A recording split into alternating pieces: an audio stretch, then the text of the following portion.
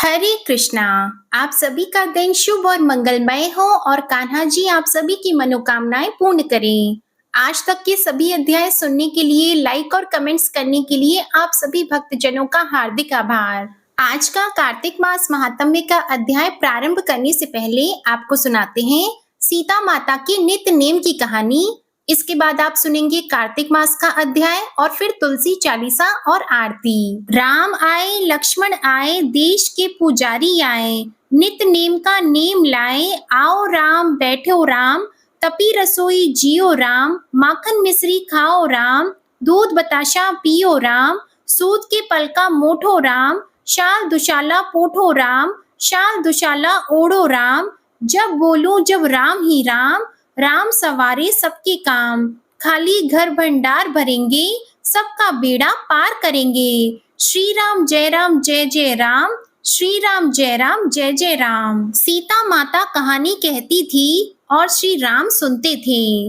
एक दिन भगवान राम को किसी काम से बाहर जाना पड़ गया तो सीता माता कहने लगी कि भगवान मेरा तो 12 वर्ष का नित नेम है, मैं अपनी कहानी किसे सुनाऊं। तब भगवान बोले ऐसा करना, कुएं की पाल पर जाकर बैठ जाना, औरतें पानी भरने आएंगी तो तुम्हारी कहानी भी सुन लेंगी। वह बोली अच्छा। सीता माता कुएं पर जाकर बैठ गई। एक बहू आई, रेशम जड़ी की साड़ी पहनकर रखी थी, सोने का घड़ा ले रखा था।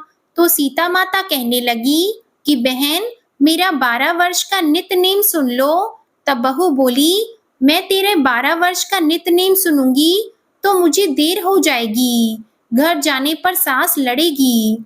उसने कहानी नहीं सुनी। घर आई तो रेशम जरी की साड़ी फट गई, सोने का घड़ा मिट्टी का हो गया। सास कहने लगी कि बहू किसका दोष सर ले आई। तब बहू कहने लगी सासू जी दोष क्या, कुएं पर एक औरत बैठी थी, कह रही थी मेरी कहानी सुन ले, मैंने नहीं सुनी तो ऐसा हो गया। अगले दिन सास वही साड़ी पहनकर गई और वही घड़ा लेकर गई। सीता माता कुएं पर बैठी पाई, कहने लगी मेरी कहानी सुन ले। तो सास बोली कहानी एक बार छोड़ 4 बार सुनो। तब सीता माता कहानी कहने लगी राम आए लक्ष्मण आए देश के पुजारी आए, नित नेम का नेम लाए, आओ राम बैठो राम, तपी रसोई जियो राम, माखन मिश्री खाओ राम, दूध बताशा पियो राम, सूत के पलका मोठो राम, शाल दुशाला पोठो राम, शाल दुशाला ओढ़ो राम, जब बोलूं जब राम ही राम, राम सवारे सबके काम, खाली घर भंडार भरेंगे, सबका बेड़ा पार करेंगे। श्री राम जय जय राम, श्री राम जय जय राम। सास बोली कि बहन कहानी तो बहुत अच्छी लगी। कहानी सुनकर सास घर चली गई और उसकी साड़ी फिर से रेशम जरी की बन गई। मिट्टी का घड़ा फिर सोने के घड़े में बदल गया। बहू कहने लगी सासू माँ आपने ये सब कैसे किया। सास ने कहा कि बहू तू दोष लगा के आई थी और अब मैं दोष उतार कर आ रही हूँ। बहू ने फिर पूछा कि वह कुएं वाली स्त्री कौन है। सास बोली वे सीता माता थी, वे पुरानी से नया कर देती हैं, खाली घर में भंडार भर देती हैं, वह लक्ष्मी जी का वास घर में कर देती हैं, आदमी की जो इच्छा हो उसे पूरा कर देती हैं। बहू बोली कि ऐसी कहानी मुझे भी सुना दो। सास बोली कि ठीक है तुम भी सुनो और सास ने कहानी शुरू की। राम आए लक्ष्मण आए देश के पुजारी आए, नित नेम का नेम लाए, आओ राम बैठो राम, तपी रसोई जियो राम, माखन मिश्री खाओ राम, दूध बताशा पियो राम, सूत के पलका मोठो राम, शाल दुशाला पोठो राम, शाल दुशाला ओढ़ो राम, जब बोलूं जब राम ही राम, राम सवारे सबके काम, खाली घर भंडार भरेंगे, सबका बेड़ा पार करेंगे। श्री राम जय जय राम, श्री राम जय जय राम। कहानी सुनकर बहू बोली कि कहानी तो बहुत अच्छी लगी है। सास ने कहा कि ठीक है इस कहानी को रोज कहा करेंगे। अब सास बहू रोज सवेरे उठती, नहाती धोती और पूजा करने के बाद नित नेम की सीता माता की कहानी कहती। एक दिन उनके यहाँ एक पड़ोस की औरत आई और बोली कि बहन जरा सी आंच देना तो। वह बोली कि आंच तो अभी हमने जलाई ही नहीं। पड़ोसन ने कहा कि तुम सुबह 4 बजे से उठकर क्या कर रही हो फिर? उन्होंने कहा कि सुबह उठकर हम पूजा करते हैं, फिर सीता माता की नित्य नेम की कहानी कहते हैं। पड़ोसन ने उनकी बात सुनकर फिर कहा कि सीता माता की कहानी कहने से तुम्हें क्या मिला? वे बोली कि इनकी कहानी कहने से घर में भंडार भर जाते हैं, सारे काम सिद्ध हो जाते हैं, मन की इच्छा भी पूरी हो जाती है। पड़ोसन कहती है कि बहन ऐसी कहानी तो मुझे भी सुना दो फिर। वह बोली कि ठीक है, तुम भी यह कहानी सुन लो। राम आए, लक्ष्मण आए, देश के पुजारी आए, नित नेम का नेम लाए, आओ राम बैठो राम, तपी रसोई जियो राम, माखन मिश्री खाओ राम, दूध बताशा पियो राम, सूत के पल का मोठो राम, शाल दुशाला पोठो राम, शाल दुशाला ओढ़ो राम, जब बोलूं जब राम ही राम, राम संवारे सबके काम, खाली घर भंडार भरेंगे, सबका बेड़ा पार करेंगे, श्री राम जय जय राम, श्री राम जय जय राम। तब पड़ोसन कहने लगी कि बहन कहानी तो बहुत ही अच्छी है। अब पड़ोसन भी नित्य नेम की सीता माता की कहानी कहने लगी। सीता माता ने उसके भी भंडार भर दिए। हे मेरी सीता माता, जैसे उन सबके भंडार भरे, सभी के भरना, लक्ष्मी का वास हो, अन्नपूर्णा का वास हो। बोलो सीता माता की जय। जय श्री राम, जय श्री राम, जय श्री राम। अब सुनिए आज का अध्याय। आप सुन रहे थे भगवान शिव और जलंधर के बीच भयंकर युद्ध हो रहा था। तो इधर उन दोनों के बीच में भयंकर युद्ध हो रहा था। उधर वृंदा ने स्वप्न में देखा कि उसका पति समस्त अंगों में तेल मल के नंगे शरीर भैंसे पर सवार होकर प्रेतों के साथ दक्षिण दिशा की ओर जा रहा है। यह स्वप्न देखकर वृंदा अत्यंत चिंतित हो गई। अपने व्याकुल मन को शांत करने के लिए वह महल, अटारी, गौशाला और वाटिका आदि पर घूमने लगी, लेकिन उसे कहीं भी शांति नहीं मिली। तब वह एक वन से दूसरे वन में जा पहुंची। वहां उसने सिंह जैसे मुख वाले 2 राक्षस देखे। उन्हें देखकर वह सहसा भयभीत हो गई और एकदम वहां से भाग खड़ी हुई। आगे जाकर उसने एक तपस्वी और उनके एक शिष्य को देखा और उनसे अपनी रक्षा करने के लिए प्रार्थना करने लगी। वृंदा की विनय सुनकर मुनि ने एक हुंकार से ही उन दोनों राक्षसों को भगा दिया। वृंदा ने विनय पूर्वक मुनि से कहा, हे मुनि, मेरे पति जलंधर और महादेव जी में घोर युद्ध हो रहा है। उसमें विजय किसकी होगी बताने की कृपा करें, क्योंकि आप तो अंतर्यामी हैं, आप सब कुछ जानते हैं। वृंदा के ये वचन सुनकर मुनि ने आकाश की ओर देखा। उसी समय 2 बंदरों ने आकर मुनि को प्रणाम किया और फिर मुनि का संकेत पाकर वे दोनों बंदर वहां से चले गए। थोड़ी देर बाद वे दोनों बंदर आकाश की ओर से आए और उन्होंने जलंधर दैत्य का सिर और धड़ लाकर पटक दिया। वृंदा अपने पति के मृत शरीर को देखकर अत्यंत ही दुखी हुई और विलाप करती हुई पृथ्वी पर मूर्छित होकर गिर पड़ी।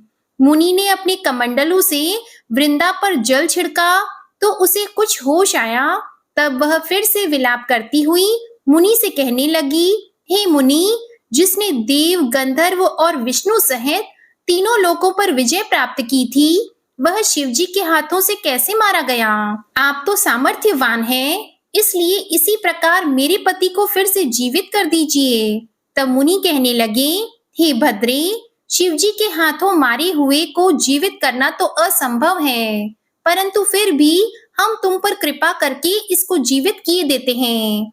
ऐसा कहकर मुनि अंतर्ध्यान हो गए और जलंधर जीवित होकर वृंदा के साथ प्रेमालाप करता हुआ आलिंगनबद्ध हो गया।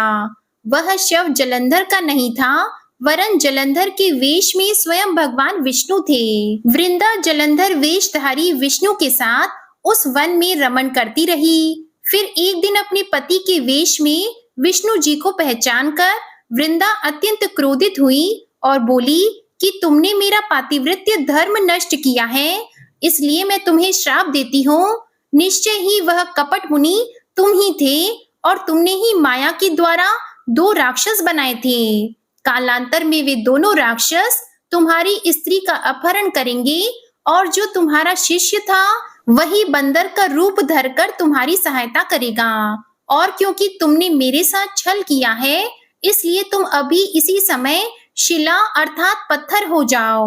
वृंदा के इस प्रकार शाप देने की कथा सुनाने के बाद देवर्षि नारद ने महाराज पृथु से कहा, हे राजन, भगवान विष्णु ने देवताओं और अपने भक्तों की रक्षा करने के लिए ही पातिव्रता वृंदा का शील भंग किया था, इसलिए मन ही मन वे अत्यंत दुखी भी थे। उन्होंने वृंदा से कहा, हे वृंदे, तुम्हारे श्राप को ग्रहण करते हुए मैं अवश्य ही शिला रूप हो जाऊंगा, परंतु तुम भी वृक्ष रूप होकर मुझको प्राप्त होंगी। उसी समय वृंदा अपने पति के चरणों का ध्यान करके विष्णु जी के मना करने पर भी अग्नि में प्रवेश कर गई और शिला रूप में भगवान विष्णु वृंदा का स्मरण करते हुए उसकी चिता भस्म में लौटने लगे। उधर युद्ध क्षेत्र में जलंधर दैत्य राक्षसी माया द्वारा पार्वती का रूप धरकर शिवजी को मारने लगा। उसकी इस माया को देखकर शिवजी नीचे को मुख करके बैठ गए। यही उचित अवसर जानकर जलंधर ने शिवजी पर अनेक बाणों से प्रहार कर दिया। इस प्रकार शिवजी को संकटग्रस्त देखकर भगवान विष्णु तत्काल वहां आए और उन्होंने राक्षसी माया का शिवजी को बोध कराया। तब सचेत होकर शिवजी ने अत्यंत वेग से दैत्यों पर भयंकर बाण वर्षा आरंभ कर दी, जिससे भयभीत होकर शुंभ और निशुंभ भी युद्ध क्षेत्र से भाग खड़े हुए। तब शिवजी ने उनको श्राप देते हुए कहा, क्योंकि तुम युद्ध क्षेत्र से भागे हो, इसलिए पार्वती जी के हाथों से मारे जाओगे। इधर वृंदा का पातिव्रत्य धर्म भंग हो जाने से जलंधर का बल समाप्त हो गया था और भगवान विष्णु ने सुदर्शन चक्र अपने तेज सहित शिवजी को दे दिया था। तब शिवजी ने श्री हरि के तेज के साथ अपना और ऋषियों के तप और पतिव्रता स्त्रियों का तेज मिलाकर जलंधर दैत्य पर छोड़ दिया। सुदर्शन चक्र के प्रहार से अब जलंधर का सिर कटकर धरती पर गिर पड़ा। सिर और धड़ अलग होते ही जलंधर का तेज शिव में और वृंदा का तेज पार्वती में समा गया। देवताओं ने शिवजी की स्तुति करते हुए उनसे कहा, हे महादेव, जलंधर को मारकर आपने हम लोगों पर महान उपकार किया है, परंतु एक अनर्थ हो रहा है। हे महादेव, वृंदा के पातिव्रत्य धर्म से मोहित होकर भगवान विष्णु तो निरंतर उसकी चिता भस्म में लौट रहे हैं, इसलिए हे महादेव, हे भोलेनाथ, अब आप कृपा करके इस विषय में भी कुछ कीजिए।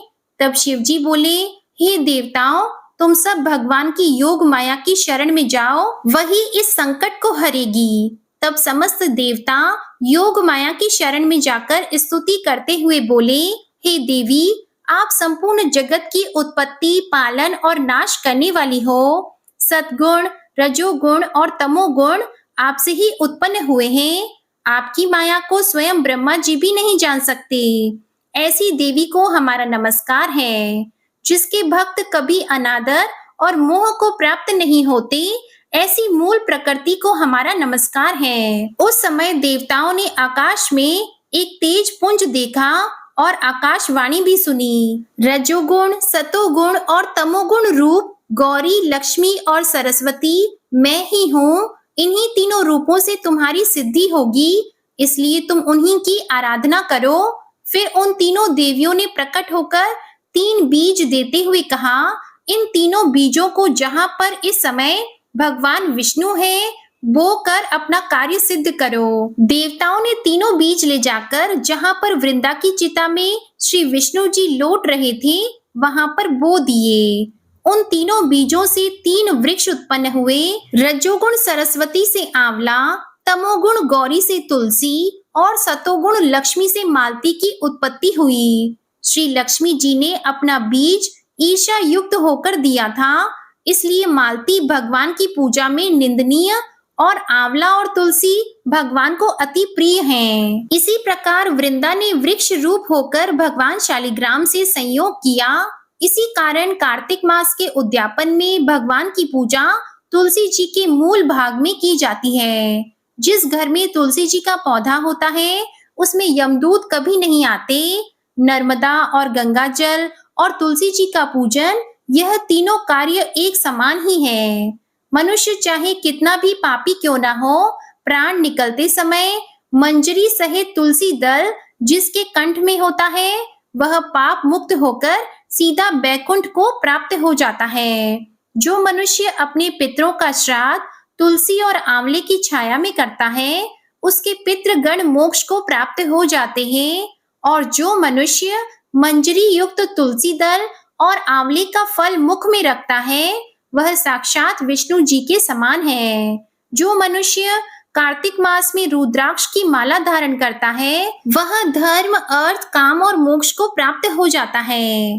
तुलसी और आंवले का महात्म्य स्वयं श्री ब्रह्मा जी भी कहने में असमर्थ है।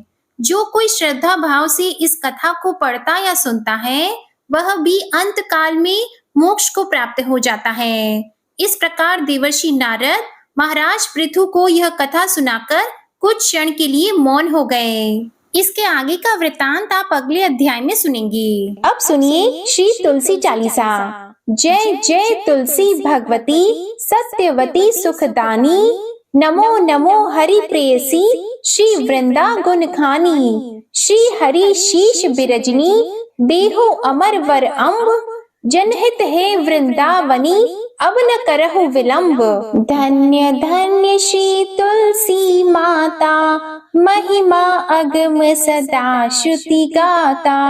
हरि के प्राण हो से तुम प्यारी, हरि ही हेतु कीन हो तप भारी। जब प्रसन्न है दर्शन दीन हो, तब कर जोरी विनय उस कीन हो। हे भगवंत कंत मम होहु, दीन जानी जन छाड़हु छोहु। सुन लक्ष्मी तुलसी की बानी, दीन हो शाप कद पर आनी। उस अयोग्य वर मांगन हारी, हो विटप तुम जड़ तनुधारी। सुनी तुलसी ही शप्यो ते ही ठामा, करहु वास तुहु नीचन धामा।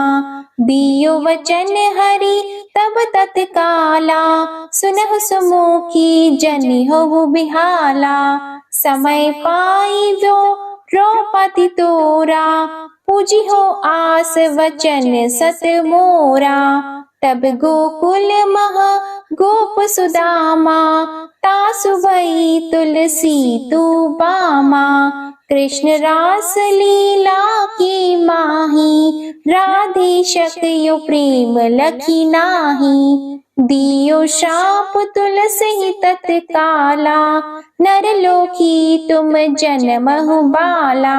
या गोप वह दानव राजा, शंख चूड़ नामक शेर ताजा। तुलसी भई तासु की नारी, परम सती गुण रूप अगारी। अस द्वे कल्प बीत जब गयऊ, कल्प त्रेत जन्म तब भयहु। वृंदा नाम भयो तुलसी को, असुर जलंधर नाम पति को। करि अति द्वंद अतुल बल धामा, लीन्हा शंकर से संग्रामा। अब निज सैन्य सहित शिव हारे, मरहि न तब हर हरि ही पुकारे। पतिव्रता वृंदा थी नारी, को न सके पति ही संहारी। तब जलंधर ही भेष बनाई, वृंदा ठिग हरि पहुँचियो जाई। शिव हित लहि करी कपट प्रसंगा, कियो सतीत्व धर्म तो ही भंगा।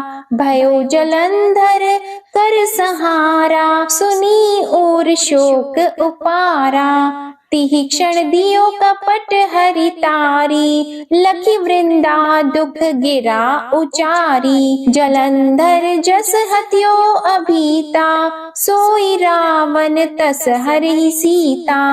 अस प्रस्तर सम हृदय तुम्हारा, धर्म खंडी मम पति सहारा। यही कारण लही श्राप हमारा, होवे तनु पाषाण तुम्हारा। सुनि हरि तुरत ही वचन उचारे, दियो शाप बिना विचारे। लखियो न निज कर तूति पति को, छलन चाहियो जब पार्वती को। जड़मति तो अस हो जड़ रूपा, जगमह तुलसी विटप अनूपा। धग्व रूप हम शालिग्रामा, नदी गंड की बीच ललामा।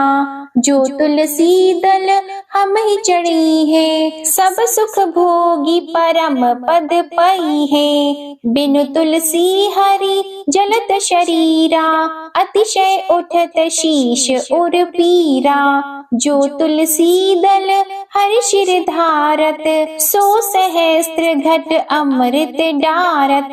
तुलसी हरि मन रंजनिहारी, रोग दोष दुख भंजनिहारी। प्रेम सहित हरि भजन निरंतर, तुलसी राधा में नाही अंतर। व्यंजन हो 56 प्रकारा, बिन तुलसी दल न हरि प्यारा। सकल तीर्थ तुलसी तरु छाही, लहत मोक्ति जन संशय नाही। कवि सुंदर एक हरि गुण गावत, तुलसी निकट सहस गुण पावत। बसत निकट दुर्वासा धामा, जो प्रयास ते पूर्व ललामा। पाठ करहि जो नित नर नारी, हो ही सुख भाषहि त्रिपुरारी। तुलसी चालीसा पढ़ी तुलसी तरु ग्रह धारी, दीप दान कर पुत्र फल पावहि बंद्यहु नारी। सकल दुख दरिद्र हरिहार, है परम प्रसन्न। आशी धन जन लड़हि ग्रह, बसहि पूर्ण अत्र। लाहि अभिमत फल जगत, मह लाहि पूर्ण सब काम। जे दल अर्पहि तुलसी तहाँ, सहस बसहि हरि राम। तुलसी महिमा नाम लख, तुलसी ही सूत सुख राम। मानस चालीसा रचियो जग, मह तुलसी दास। तुलसी चालीसा समाप्त। प्रेम से बोलिए तुलसी माता की जय। अब आप सुनिए तुलसी माता की आरती। तुलसी महारानी नमो नमो, हरि की पटरानी नमो नमो। तुलसी महारानी नमो नमो, धन तुलसी पूरण तप कीनो। शालिग्राम बनी पटरानी नमो नमो। तुलसी महारानी नमो नमो, हरि की पटरानी नमो नमो। जाकी पत्र मंजरी कोमल, श्रीपति कमल चरण लपटानी नमो नमो। तुलसी महारानी नमो नमो, हरि की पटरानी नमो नमो। कौन से महीने बोई रानी तुलसा, कौन से महीने हुई हरियाली नमो नमो। कौन से महीने हुई तेरी पूजा, कौन से महीने हुई पटरानी नमो नमो। तुलसी महारानी नमो नमो, हरि की पटरानी नमो नमो। आषाढ़ मास में बोई रानी तुलसा, सावन मास में हुई हरियाली नमो नमो। तुलसी महारानी नमो नमो। कार्तिक मास में हुई तेरी पूजा, मंगसिर मास में हुई पटरानी नमो नमो। तुलसी महारानी नमो नमो।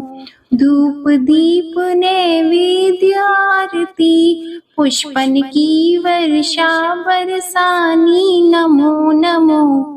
तुलसी महारानी नमो नमो। 56 भोग 3600 व्यंजन, बिन तुलसा हरि एक न मानी नमो नमो। तुलसी महारानी नमो नमो। जो तुलसी को सवेरे गाए, श्री कृष्ण के दर्शन पाए नमो नमो। तुलसी महारानी नमो नमो। जो तुलसी को दोपहर में गाए, खीर खांड का भोग लगाए नमो नमो। तुलसी महारानी नमो नमो। जो तुलसी को सांझ को गाए, श्री कृष्ण की आरती उतारे नमो नमो। तुलसी महारानी नमो नमो। जो तुलसी को रात को गाए, श्री कृष्ण के चरण दबाए नमो नमो। तुलसी महारानी नमो नमो। सभी सखी मैया तेरो यश गावे, भक्ति दान दीजिए महारानी नमो नमो। तुलसी महारानी नमो नमो। तुलसी महारानी नमो नमो। हरि की पटरानी नमो नमो। प्रेम से बोलिए श्री तुलसी माता की जय। भगवान श्री विष्णु जी की जय। शालिग्राम भगवान जी की जय। आप सभी को आज की कथा और वीडियो में आनंद आया हो तो वीडियो को लाइक जरूर कीजिएगा। कमेंट में भगवान विष्णु जी, माता तुलसी जी और भगवान शालिग्राम जी की जय जरूर लिखिएगा और चैनल को भी सब्सक्राइब करिएगा। जय श्री कृष्णा।